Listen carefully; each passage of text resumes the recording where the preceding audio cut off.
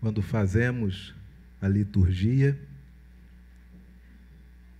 de acordo com o calendário litúrgico, nós planejamos e achamos que estamos cumprindo o que estava planejado. Todavia, o Espírito Santo tem seus planos e propósitos. Observando a nossa liturgia nesta manhã, e os hinos, os cânticos, as músicas cantadas pelo coral, quanta sinergia! A palavra do Senhor nos convida à leitura e à proclamação do Evangelho em João, capítulo de número 20, versos de 19 a 23. João, capítulo 20, versos de 19 a 23. Evangelho de João, capítulo 20, versos de 19 a 23.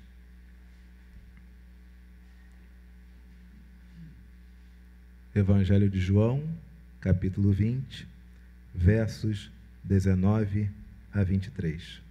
Todos encontraram? Leiamos de forma alternada. Ao cair da tarde daquele dia, o primeiro da semana, trancadas as portas da casa onde estavam os discípulos, com medo dos judeus, veio Jesus, pôs-se no meio e disse-lhes: Paz seja convosco. E dizendo isto, lhes mostrou as mãos e o lado. Alegraram-se, portanto, os discípulos ao verem o Senhor. Disse-lhes, pois, Jesus outra vez: Paz seja convosco. Assim como o Pai me enviou, eu também vos envio. E havendo dito isto, soprou sobre eles e disse: Recebereis o Espírito Santo. Todos. Se de alguns perdoardes os pecados, são-lhes perdoados. Se lhe retiverdes, são retidos. A palavra do Senhor nos diz que ao cair da tarde daquele dia, que dia era esse? O primeiro dia da semana. O primeiro dia da semana é o domingo. Domingo naquela época era dia de trabalho? Claro que sim, o único dia de descanso era o sábado. Sábado é que o indivíduo, até o número de passos, ele deveria dar limitadamente, porque se passassem de 173 passos, era considerado o quê? Trabalho. Domingo, primeiro dia da semana, dia de trabalho. Você tem 11 homens. Eles estão aonde? Dentro de uma casa. E as portas como estão? Trancadas. Porque esses homens, 11 discípulos, eles estavam sentindo o quê? Medo dos egípcios, que podiam levá-los de volta ao Egito. Medo dos persas. Medo dos babilônicos. Medo dos gregos. Medo dos romanos. Eles estavam com medo de quem? Dos judeus. Você já passou por isso? Você está em um ambiente que, em tese, são de pessoas que creem no mesmo que você crê. Elas cantam, louvam ao mesmo Deus, em tese, pelo menos o inário é o mesmo. A Bíblia aberta é a mesma versão, é revista e atualizada. Mas você já teve a sensação de estar em um ambiente tido como religioso, evangélico, calvinista, protestante, whatever, e você se sentir com medo? Você sentir-se acuado?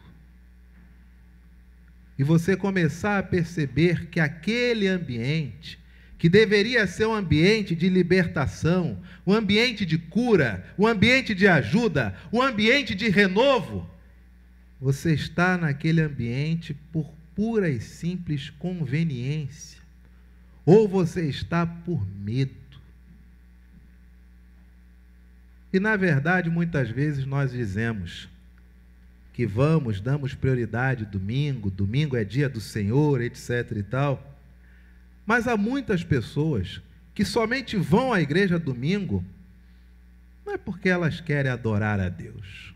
Se assim o quisessem, chegariam pelo menos 40 minutos mais cedo, passariam meia hora já ajoelhados, se debruçariam diante da mesa da comunhão em oração. Algumas pessoas têm a conveniência de ir no domingo, se fazendo inclusive de arrimo da fé, dizendo-se que defendem as causas de Deus, quando na verdade elas simplesmente não têm nenhum outro local para ir. Porque elas entendem que são relevantes àquela comunidade, mas não são relevantes em mais outro lugar nenhum. Certa vez, meu professor de teologia sistemática, reverendo Adi Salum, na nossa turma, no seminário em Campinas, ele disse o seguinte: vocês, como futuros pastores, vocês deverão ter muita paciência com as pessoas. E um afoito disse: é verdade, reverendo, a gente está aprendendo aqui a teologia e as pessoas demoram para entender a teologia. E o professor disse: não, meu filho, vocês deverão ter paciência, porque elas despejarão sobre vocês domingo tantas frustrações do que não são na vida. Às vezes o indivíduo está passando por um relacionamento terrível dentro de casa. Qual é o único local onde ele tem respiro? É na igreja. Às vezes, dentro da família, diz que ele é um zero à esquerda. Qual é o único local onde ele sente-se com autoridade? Na igreja. Às vezes, o indivíduo está com o filme queimado em todo lugar. Qual é o único local onde as pessoas trabalham com perdão, graça, misericórdia, realocação, caminhada? Igreja. E muitas vezes, durante esse processo de estar em um ambiente religioso, não por Deus, não pelo amor a Deus, mas pela conveniência do tempo e do momento, as pessoas começam a se revestir de uma casca, de uma camada, de uma hipocrisia, onde o que elas ouvem no domingo não lhes faz diferença nenhuma ao longo da semana, onde são pouquíssimos aqueles que filtram o que ouviram, porque é totalmente irrelevante para as suas práticas. No sábado, ontem foi sábado passado, no sábado retrasado, tivemos um TijuCast, um evento da nossa mocidade, que falava sobre o aborto. Eu achei tão interessante que vem uma irmã formada em teologia, enfermeira, pesquisadora, falar para um público que, à exceção da minha esposa, composto somente de homens. E ela descrever os processos abortivos, demonstrando, por exemplo, essa falácia que é vendida pela mídia de que se você engravidar e o aborto for reconhecido pelo Estado, parece que o Estado vai te dar uma pílula mágica, onde você vai tomar essa pílula e você vai acordar, os problemas terão sumido. E ela descrevendo todo o processo, que a mulher foi feita para procriar, daí o ciclo menstrual, de que todo mês a mulher está apta para procriar, e se não procria, aí vem a menstruação. E ato contínuo, quando aquele óvulo é fecundado, o corpo já se sente mãe. E o corpo já começa a trabalhar, partindo do pressuposto que há vida ali. E começa um banho, uma injeção, um fluxo de hormônios para favorecer o crescimento daquele ser. E a mente de quem foi doutrinado a achar que é vida humana, é nada. Essa mente começa a trabalhar contra o corpo. E ela explicando, se o Estado reconhecer o aborto, não pensem vocês que esse é o final feliz de toda mulher, porque os métodos abortivos permanecem iguais. A única coisa que muda é que você tem menos riscos hospitalares, porque é óbvio, se é reconhecido, passa por fiscalização e vigilância sanitária. Mas os processos são os mesmos, dos quais pode ser um remédio que estimula as contrações na barriga e expele aquela criança. Pode ser um aspirador que suga tudo que tiver lá dentro.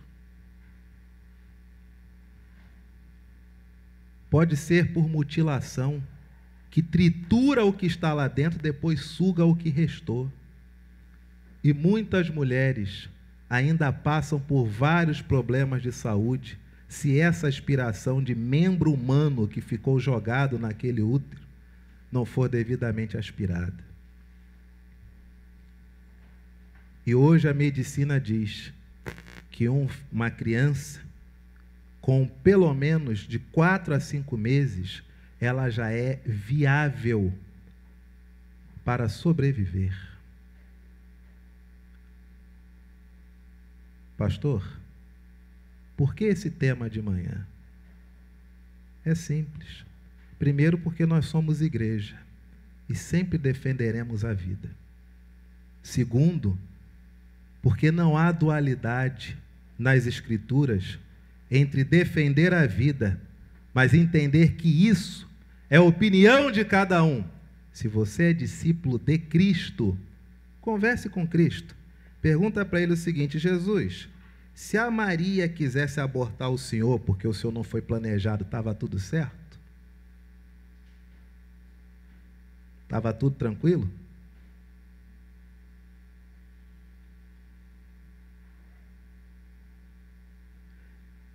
Mas nessa manhã, e é curioso, porque muitas mulheres celebram, choram, gemem de alegria e prantos quando são aprovados em alguns lugares o aborto, mas parece que isso é contra tudo que elas mesmas defendem, porque está se matando também uma mulher. Ou todo bebê, ou todo feto agora é masculino e por isso merece morrer. Nós vemos tantas causas sendo defendidas na história mais recente, quanto a solidão da mulher negra, e a solidão da bebê, mulher negra, dentro de uma barriga. Quem luta pela causa dessa bebezinha com 6 meses de vida? Negra, mulher, que vai ser triturada dentro do ventre. E vão sugar cartilagem, cérebro, olho.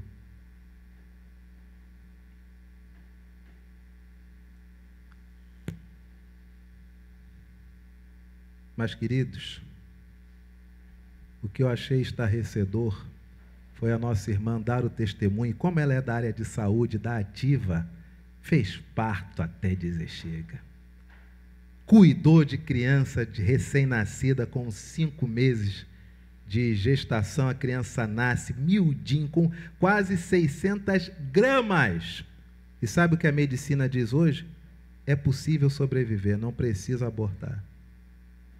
E ela disse basicamente o seguinte, algumas coisas. Primeiramente, quem dera, se a pessoa não quer a criança, se ela pudesse dar a criança. Não precisava matar, só não criar. Ah, se fosse assim, eu ia ter que pedir uma verbinha a mais para o conselho para poder mudar de casa. Ou teria que morar aqui na igreja, porque eu encheria esse lugar, todos seriam meus filhos. Segundo, coisa que ela falou, que eu acho interessante, que o pai não é ouvido. E muitas vezes, o homem quer ter a criança e diz, não mate, eu vou cuidar. Mas sequer é ouvido. Terceiro, que também é curioso, os que defendem a vida não são aqueles que lotam também os abrigos pedindo para adotar crianças.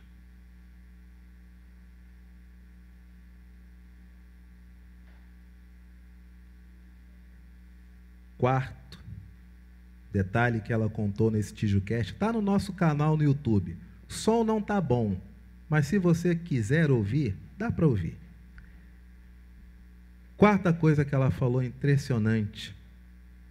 Quantas mulheres, mesmo as que sofreram, lamentavelmente, violência, e aí não vou ser mais explícito, mas você já entendeu o que eu estou falando, mesmo estas que têm o direito de retirar aquela criança totalmente indesejada, o corpo não lida com aquela criança de acordo com o trauma, por isso que ele gesta. De modo que muitas destas mulheres, e pasmem a maioria, segundo o relato, quando tiveram esse processo abortivo, entraram em profunda depressão para lidar com 2 traumas, um abuso e, na mente delas, um assassinato. São 2 problemas para serem tratados. No abuso, se o indivíduo, homem ou também mulher, que tem muita mulher abusadora, mas a imprensa não mostra, se o indivíduo, homem ou mulher, abusadores, são presos, aquela vítima, pelo menos ela sente que houve o quê? Um tipo de justiça. Mas o trauma de ter assinado um papel e literalmente ter feito uma vida passar por uma cânula, muitas não sabem lidar. E é esse o nosso tema nessa manhã. Ao cair da tarde daquele dia, o primeiro da semana, trancadas as portas da casa onde estavam os discípulos dos judeus, eles tinham um sentimento, eles tinham medo. Hoje nós vivemos um contexto onde, dependendo do que nós falarmos, nós somos cancelados, somos linchados. E aí entramos em uma espiral do silêncio. Não fale isso, não fale aquilo, não fale aquilo outro. Os discípulos estavam com medo. Medo de quem? Não dos persas, não dos babilônicos, não dos essênios, não dos zelotes, não dos fariseus, aliás, não dos saduceus, mas medo dos judeus. Discípulo de Jesus, muitas vezes, eu e você, nós também sentimos-nos com medo.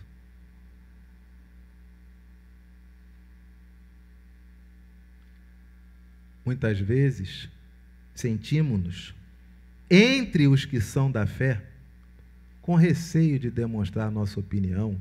E aí quero lhe dizer, não tem nada a ver com a política, mas nossa opinião à luz do que vemos na Escritura. Porque talvez defender as Escrituras hoje não seja mais politicamente correto. Medo faz o nosso coração viver acelerado. Medo faz a adrenalina invadir o tempo todo o nosso sistema. Medo nos faz desenvolver uma síndrome de perseguição. O tempo todo estão falando de mim, é sobre mim, estão pensando isso, estão maquinando o mal, estão pensando em mim. Eles não fazem outra coisa se não imaginar, se não pensar sobre mim, querem me destruir. Medo. Medo gera em nós cansaço. Você está sentindo isso nessa manhã? Duvido que não. Taquicardia, adrenalina, você está aqui doido para sair. Pergunto para você o que tem de tão bom lá fora. Quer notícia? Quer acompanhar a crise? Você quer mais crise na tua vida? Talvez você esteja aqui nessa manhã sentindo-se perseguido. por pessoas que você, se bobear, só vê uma vez na semana e de manhã. Talvez você esteja sentindo-se nessa manhã profundamente cansado. E chegar aqui na igreja é maravilhoso, esse banquinho, você fica lutando ali, eu vou dar a sugestão para botar acolchoamento nas costas também, que aí eu durmo. Medo nos traz desespero. Medo nos faz suar o tempo todo, sudorese, mão sua. Medo gera em nós doenças respiratórias, ofegante o tempo todo. E quando vê, começa a perceber que está se sentindo amedrontado. E por último, que nós vemos também nesse texto, medo gera em nós paralisia. Era domingo, era dia de trabalho. Os discípulos eram 11 homens, tinham suas profissões. Onde que eles estavam? Empilhados todos dentro de uma, e as portas estavam como? Eles estavam imóveis, porque eles tinham medo. Se você sente medo, você não se movimenta. Se você sente medo, você fica paralisado, a vida toda anda, você se torna um pagador de boletos. E o medo nos paralisa de uma tal forma que, se bobear, a gente prefere até pagar atrasado. Porque no momento de pagar, a gente está com medo. Deixa vencer, são centavos. Faço isso depois. Você não percebeu que talvez algum evento, que talvez algum momento da sua vida, onde a experiência lhe levou a sentir o medo, e lamentavelmente você paralisou, e você começou a se acostumar a viver uma vida com o coração acelerado, adrenalina, se achando perseguido, cansaço o tempo inteiro, desespero, suor, falta de respiração e paralisia. Sabe quais são as consequências disso? Sua vida para, sua família não progride. E eu digo para você nessa manhã, você está me acompanhando ainda, querido? Está ligado? Então vamos continuar.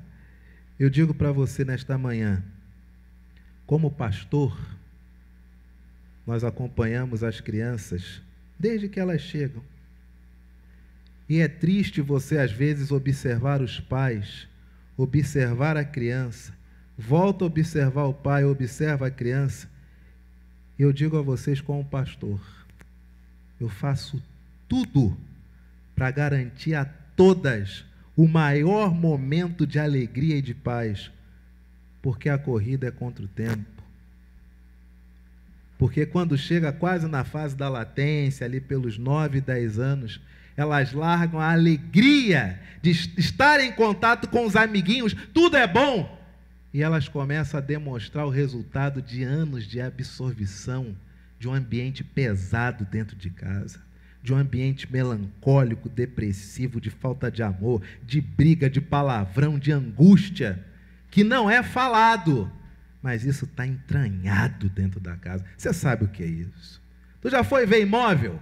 Imóvel vazio que você chega, entra e você diz assim, clima ruim, clima estranho, está vazio, está claro o ambiente, a janela está aberta, não gostei daqui não me senti bem. Você está de vista para a principal, um janelão, e você está sentindo o quê? Sufocado. Aí você diz para o corretor, não, que eu tenho compromisso. É nada, você não se sentiu bem. Meus queridos, nosso corpo escama a pele o tempo inteiro. O tempo inteiro. Ficam partes de nós, tudo quanto é lugar. E se a pessoa não é boa, fica aquela coisa ruim entranhada nos cantos. Entra em um presídio vazio e diz o que você sente. Entre em uma sala de tortura vazia, ninguém te diz, você entra e diz aqui teve sofrimento, não sei porquê.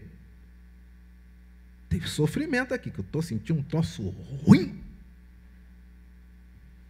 é o nosso mal. Vem aqui na igreja, entra aqui de noite, ou de dia mesmo, antes de você abrir as janelas, fica parado 5 minutos aqui na igreja. E você começa a ouvir assim umas coisas ou outras, que se você, é claro, você sabe que o som, ele fica batendo o tempo todo nas paredes, e as paredes absorvem, às vezes elas jogam para fora, você entende que aquilo que você está ouvindo é som absorvido que ficou armazenado aqui durante toda a manhã. Se você for desses que acha que tudo é espiritual, tu vai achar que tem gente aqui. Porque tudo nosso fica. Por isso que não existe amor jogado fora, porque ele fica.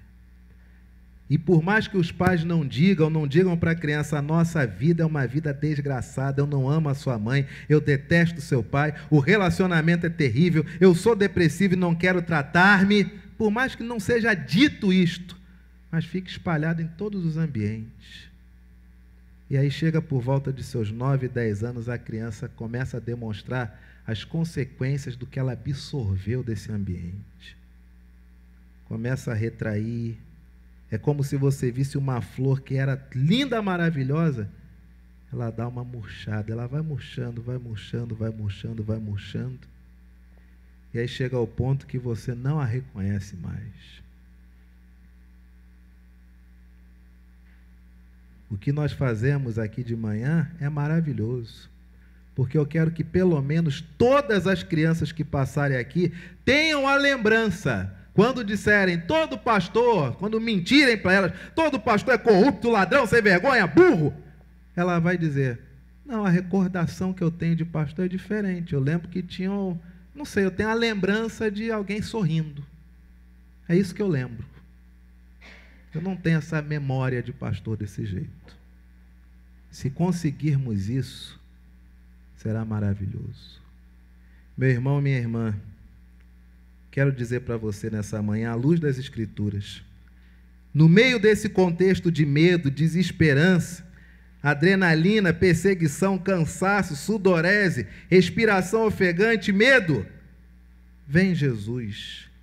E o que Jesus faz? Põe-se no meio deles.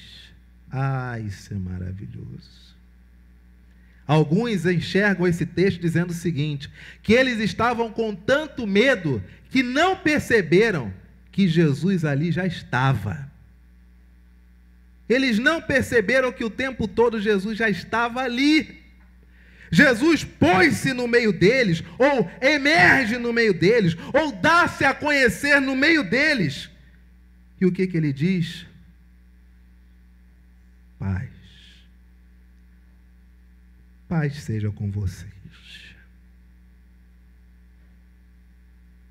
A forma para vencer o medo. O remédio é importante e deve ser administrado por quem de direito. Os fitoterápicos são importantes, muitíssimos, e devem ser administrados por quem de direito. Mas Deus não te criou para ser escravo de nada. As coisas não são objetivo, elas são um meio. Elas não são um fim. Jesus diz, o que vence o medo, o que vence a adrenalina, o que vence a sensação da desesperança, da perseguição, o que vence essa necessidade de respiração maior do que deveria, o que vence esse estado de paralisia, é apenas uma coisa: paz. Jesus podia entrar e dizer, cheguei. Podia aparecer e dizer, voltei. Podia dizer, gente, esqueçam isso, ganhamos. Mas sabe o que ele diz? Paz. Porque se não houver paz, meu amigo, você pode estar em uma igreja como essa maravilhosa, só família, climinha de montanha, coral, tudo arrumadinho, presbítero ali sentadinho, pastor togado, está tudo certo. Mas se não houver paz, dentro da tua cabeça, tu vê isso aqui, um lamaçal de desgraça. Porque não tem a ver com o ambiente, tem a ver com a mente. Jesus podia dizer para os discípulos, voltei, ganhamos. Mas Jesus sabe que o que tem que ser tratado não era o exterior, era aqui dentro. E o que ele diz? Paz. O que é de mim é depois. Agora são vocês. Paz. Paz seja convosco. Que paz é essa? A simples realidade de que Jesus está o quê? Vivo. Se nessa manhã você está sentindo-se dessa forma, ou se ao mesmo você conhece pessoas que estão passando por esse processo terrível de paralisação, de atrofia da vida, em decorrência do medo, sabe o que você pode fazer para ajudar a pessoa? Você tem que jogar para ela a realidade. Jesus estava morto? Neste momento da história? Sim ou não? Sim ou não, igreja? Nesse momento, ele aparece e diz, Pai seja convosco, ele está vivo ou ele está morto? Ele está vivo. Jesus, ele neste momento da história, ele estava onde? Dentro de uma casa onde estavam seus. E quando ele chega e se coloca no meio deles e diz, paz seja convosco, o que ele está trazendo para os discípulos? Realidade. Eles estavam achando que tudo acabou. E o que Jesus diz? Nada acabou. Olha eu aqui. Eles estavam achando que iriam morrer. E o que Jesus diz?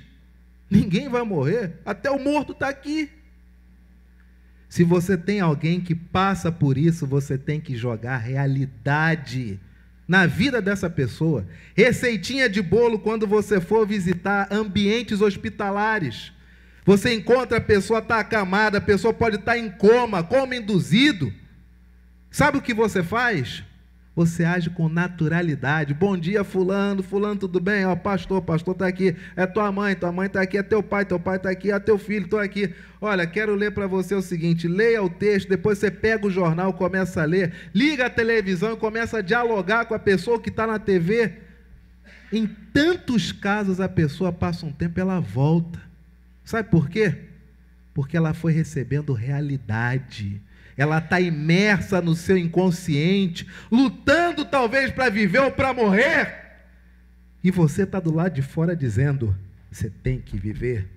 Você ainda está vivo, você ainda não morreu. Se não morreu, eu quero dizer para você o seguinte, nosso time ganhou. Hoje de manhã o porteiro te mandou lembranças. O cachorro está te esperando para passear, eu não sei onde é que você guarda a comida dele. Gente, é impressionante o quanto que as pessoas, às vezes, elas vão com a vontade de retornar.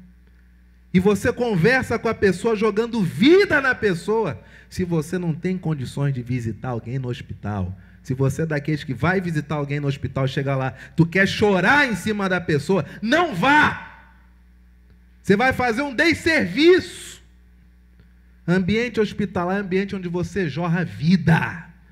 Porque, meu amigo, tu vai todo bonito para visitar, mas quem está para morrer é quem está internado, né, amigo? Ambiente hospitalar, você joga vida o tempo inteiro, realidade o tempo todo. Eu quero dizer para você nessa manhã, sabe qual é a sua realidade nessa manhã? Você não percebeu ainda. Você está bem. Você se arrumou. Você penteou seu cabelo. Você escolheu sua roupa. Você botou seu sapato, seu calçado. Você escolheu esse lugar no banco. Você está bem, sabe por quê? Porque você podia ter escolhido, ter ficado imerso na sua tristeza, no seu pranto, mas você optou por conhecer mais a Deus. Esta é a prova que você está vivo. E você já ganhou. Você não percebeu. Mas talvez as pessoas que injetarem em você esse medo, elas não têm domínio nenhum sobre você. Só você manda em você mesmo. Você ouviu o que o coral acabou de cantar? Daí essa energia. Com a minha voz clamo ao Senhor. E ele me responde. A letra diz o quanto eu estou aflito. Tira-me dessa prisão! É o que nós muitas vezes sentimos. E o coral cantou. E essa prisão acaba na sua vida hoje. Porque Deus não te chamou para ficar encarcerado ou algemado. Você está vivo. Você é livre. E você não foi feito para viver com medo. Existem tantas coisas que nos fazem mal. Às vezes esse medo é até estimulado por alimentação errada. Falta de vitamina. Tantos homens com baixa de testosterona. Tantas mulheres com tanta coisa, com excesso de estrogênio. Às vezes um simples equilíbrio hormonal já muda o nosso estado de espírito. Meu irmão, minha irmã, traga a realidade. Viva a realidade. Eu queria tanto ter um espelhão aqui para que vocês se vissem. Nenhum de vocês é derrotado. Mas só existe uma pessoa que pode acabar com a sua vida. Você sabe quem é? Você sabe quem é? É você. Quando você olha alguém que lhe põe medo, você não está com medo da pessoa, você está com medo de você. Que é o outro para lhe fazer mal?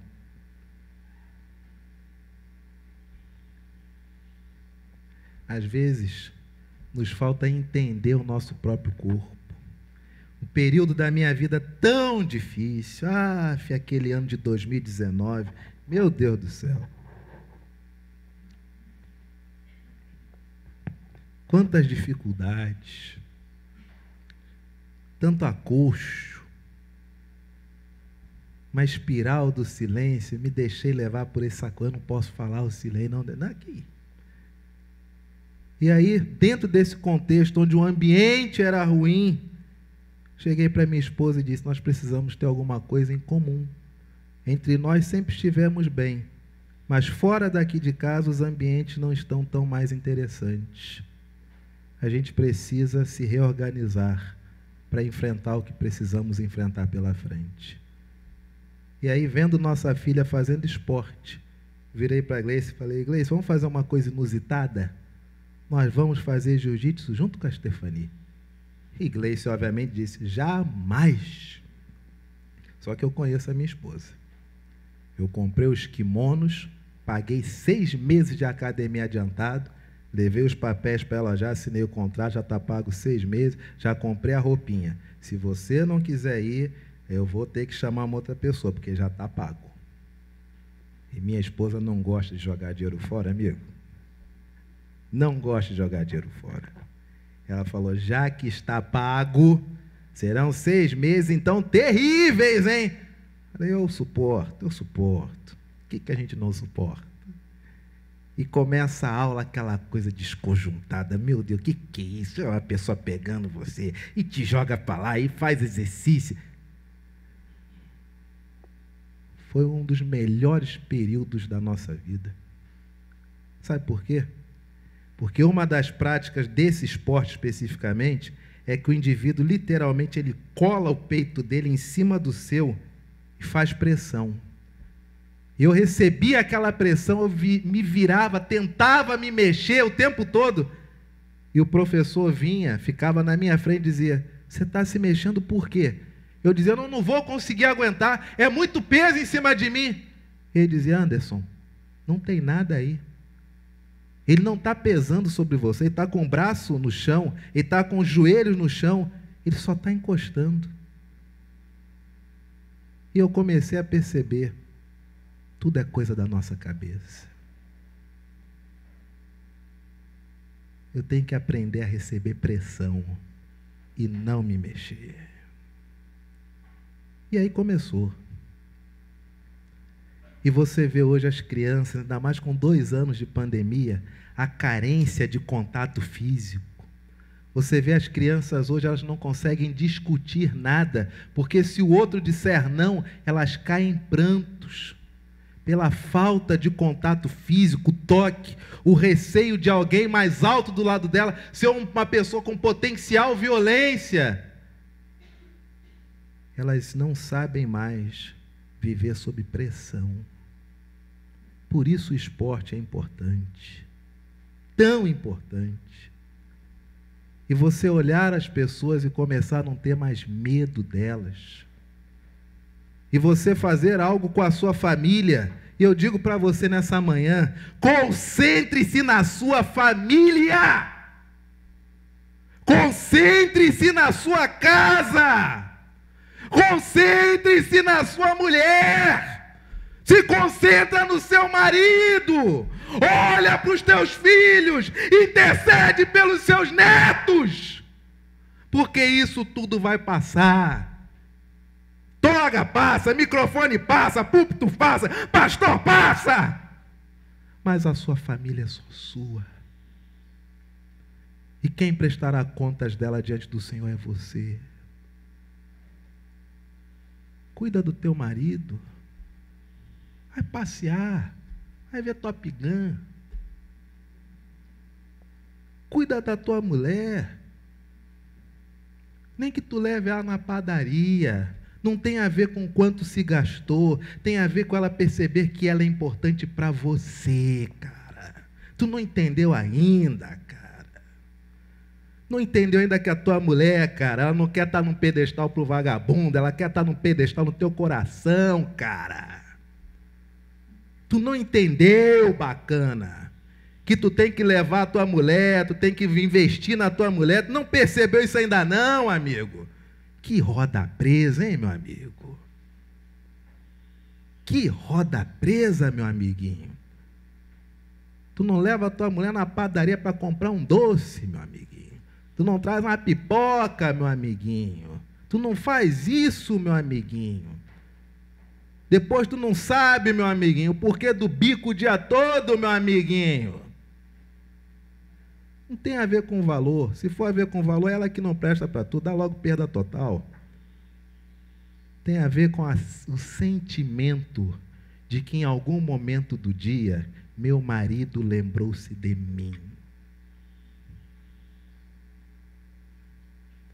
Cuida da sua família. Política, dia 5 de outubro, o dia da eleição, sei lá, tu vai lá e vota. Mas só em outubro. Agora talvez você tenha um filho que está agonizando sua atenção. E você está posando de guardião da moral dos bons costumes e não percebeu que tua família está indo para o ralo. Para nós encerrarmos nessa manhã, disse-lhes, pois, Jesus outra vez: paz seja convosco. Assim como o Pai me enviou, eu também vos... Movimentem-se, bota a cara na rua, vai caminhar, vai andar, vai à luta, saia de casa, movimente-se. Assim como o Pai me enviou, eu também vos... Saiam, saiam. E havendo dito isto, soprou sobre eles e disse o quê? Recebam o Espírito Santo.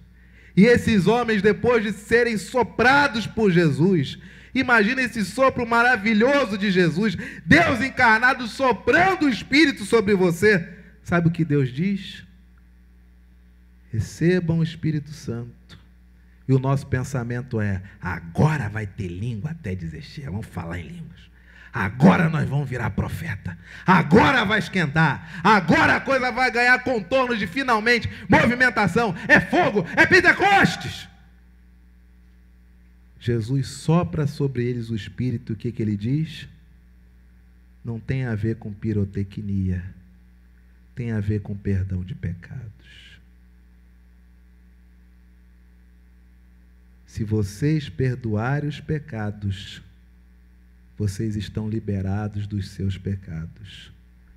Mas se vocês não perdoarem os pecados de vocês ficaram retidos. E aí, meu irmão e minha irmã, nessa manhã maravilhosa de domingo, presta bem atenção, está acabando já. Presta bem atenção. Quando alguém faz algo com você, ou fez algo que você não gostou, essa pessoa errou contigo. Eu já digo de saída, você é inocente, ok? Você é inocente. Não vou discutir com você de quem tem razão. Não, você tem razão total. Toda. Você está encharcado de razão. Você é inocente. Mas você não perdoou. A falta do perdão gera em você um Sabe o que é ressentimento? É sentir novamente. Ressentimento. Sentir de novo. Todas as vezes que você lembra, você sofre, não do mesmo jeito, mas você sofre mais do que o evento que originou aquilo tudo. Sabe por quê? Porque quanto mais você se lembra de algo onde erraram com você e você realmente é inocente, talvez até não seja, mas ainda que você seja inocente, quanto mais você se lembra, mais santo você se torna aos seus olhos. E mais demoníaco se torna quem errou com você. Não é verdade? Quem pode me fazer mal? Quem pode querer fazer o mal contra mim? Por que esta pessoa quis fazer o mal contra mim? Eu não faço mal para ninguém. Eu simplesmente sou uma pessoa bondosa. Sou crente, sou evangélica, vivo na igreja. Por que esse mal contra mim? É o nosso pensamento. E toda hora você sente novamente, e quanto mais você sente novamente, mais você se torna perfeito aos seus próprios olhos, e mais a pessoa que errou com você se torna quem? Satanás. É óbvio. Como consequência disso, desse ressentimento, esse sentimento contínuo, sabe o que acontece com você? Você retroalimenta o medo, você retroalimenta aquele momento, você, tempo todo, você começa a sentir adrenalina. Só que agora não é o medo apenas de repetir aquele evento, agora a sua adrenalina, sua síndrome de perseguição, seu cansaço, desperta uma outra coisa, sabe o quê? Aliás, é alimentado, sabe por qual sentimento? Sentimento que é mais vendido nos nossos filmes, que geram as melhores séries de TV, que geram os melhores heróis que nós apreciamos, que geram as cenas mais célebres do cinema, que geram os maiores contos e obras teatrais, que geram as melhores obras literárias do mundo. Qual sentimento é esse? Vingança. Vingança. Coisa boa, vingança. Ah, que coisa maravilhosa ver uma pessoa se ferrar. Que coisa linda tu ficar de camarote, a pessoa tá lá se ferrando, você comendo pipoca. Você, é comigo? Te ajudar? Claro, eu sou servo de Deus. Deixa eu só mais um pouquinho, só sentir mais um pouquinho tua agonia, depois eu te ajudo, depois de chegar, não, vou fazer isso aqui. Mas agora, deixa chafurdar na desgraça. A vingança. Você não percebeu ainda.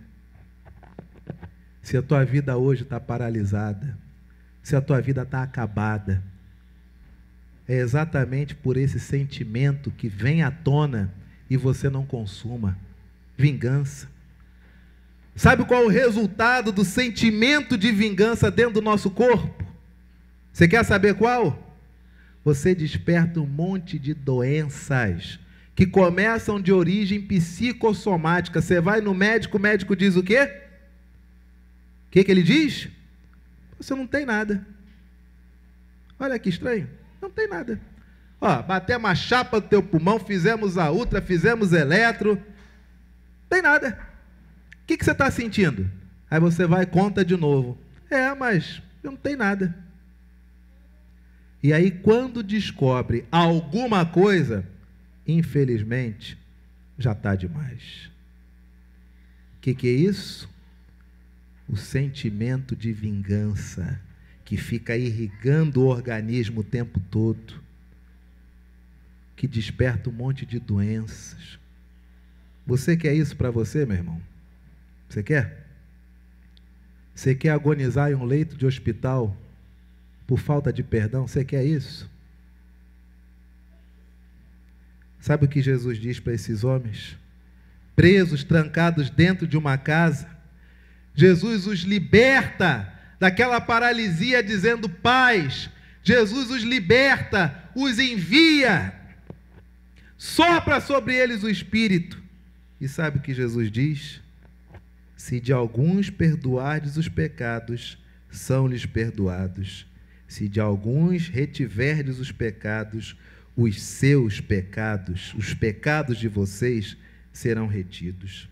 Eu quero que nessa manhã você substitua esse desejo de vingança. Eu volto a repetir, você pode estar certo. Erraram com você. Levaram o quê? Teu dinheiro, te deram um tapa, falaram mal da tua mulher, zoaram teu marido, cooptaram teus filhos. O que fizeram? Você está certo, erraram com você. Mas sabe qual é a melhor coisa que você pode fazer com relação a quem te fez mal? Sabe qual é? É você perceber para você mesmo que você venceu.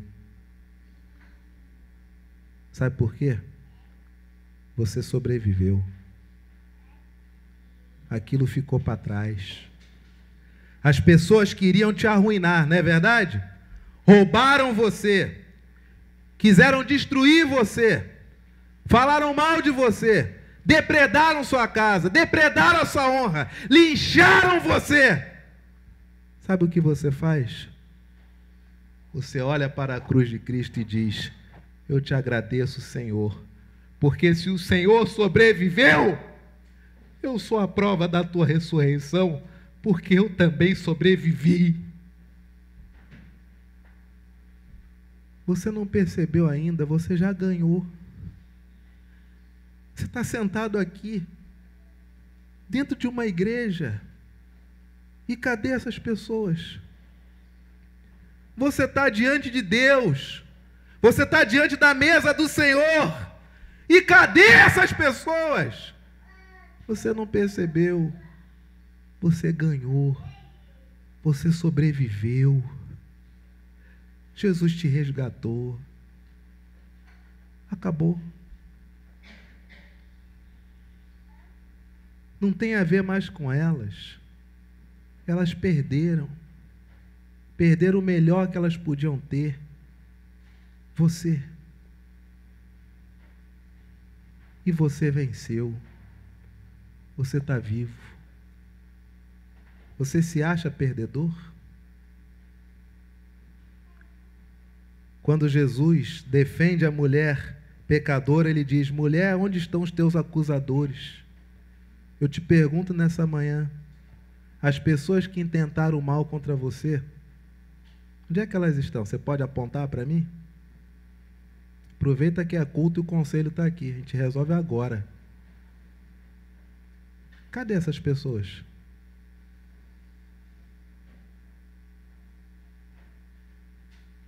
Elas não estão aqui. Se elas não estão aqui e você está, sabe o que isso significa? Você sobreviveu. Você venceu. Acabou. Esqueça tudo isso. Esqueça a dor. Esqueça a mágoa. Isso está acabando com você. Você é muito mais do que isso. Perdoe, porque se você não perdoar, os seus pecados também não são perdoados. E tem muito crente fora uma bela viola. Tem muito crente por fora uma bela viola, um belo aspecto de servo, de serva do Senhor, mas por dentro um estoque de pecados não confessados. É o que nós vamos fazer nesta hora. Ajoelhemo-nos diante do Senhor, confessemos os nossos pecados e preparemo-nos para celebrar a vitória do Senhor Jesus e também a nossa vitória.